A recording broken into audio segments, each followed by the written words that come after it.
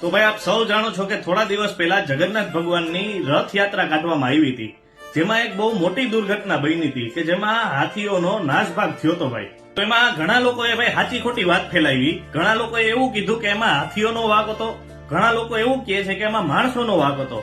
પણ સાચી જે હકીકત છે એ હું તમને જણાવી દઉં. તો એમાં ડોક્ટર જ્યોર્જના કહેવા પ્રમાણે સૌ પ્રથમ તો હું તમને જણાવું કે ડોક્ટર જ્યોર્જ કોણ છે, કે જેણે હાથીઓ ઉપર પીએચડી કરી લીધું છે ભાઈ. એની વચ્ચે ઘણા વર્ષો વિતાવી લીધા છે રહીને. તો ડોક્ટર જ્યોર્જના કહેવા પ્રમાણે ભાઈ હાથીઓનો વાંક 0% હતો. ટૂંકમાં 100% ભૂલ માણસોની હતી. અને ડોક્ટરે અમુક પોઈન્ટ પણ શેર કર્યા છે ભાઈ કે હાથીઓનો વાંક સુકરવા નહોતો. તો ડોક્ટર જ્યોર્જે પહેલો પોઈન્ટ એવો કીધો છે ભાઈ કે જે ડીજે નો અવાજ હતો એના લીધે હાથીઓ ભડકા અને નાસભાગ થઈ.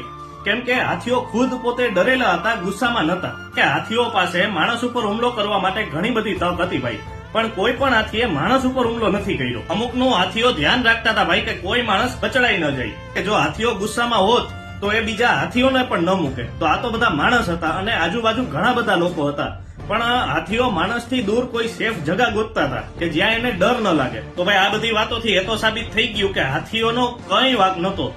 પણ એ છતાંય આજે એક સોશિયલ મીડિયામાં વિડીયો વાયરલ થયો છે કે જેની અંદર હાથીઓની સાર સંભાળ કરનાર મહાવત એ હાથીને લાકડીથી ખૂબ માર મારે છે, કે જે વિડીયો હું તમને બતાવી શકું એવો પણ નથી ભાઈ. કે હાથીઓનો કઈ વાંક નતો તો એને મારવામાં શું કરવા આવે છે? મને એવું લાગે છે કે મહાવતને એના પૈસા નહીં મળ્યા હોય ભાઈ, હાથીઓએ નાસભાગ કરીને એમાં એની ખીજ એ હાથી ઉપર ઉતારે છે. તો તમારા મતે શું માનવું છે કે ભાઈ આ વસ્તુ વ્યાજબી છે કે નહીં? કોઈ ભગવાન એવું નથી કહેતા કે તમે એના માટે બલિ ચડાવો અથવા તો તમારા સ્વાર્થ માટે થઈ અને કોઈ પણ અબોલ જીવને હેરાન કરો. તો આ વિડીયોને ખૂબ શેર કરો ભાઈ, જેથી કરીને એ મહાવત ઉપર કડક કાર્યવાહી થાય અને તમામ હાથીને ન્યાય મળે.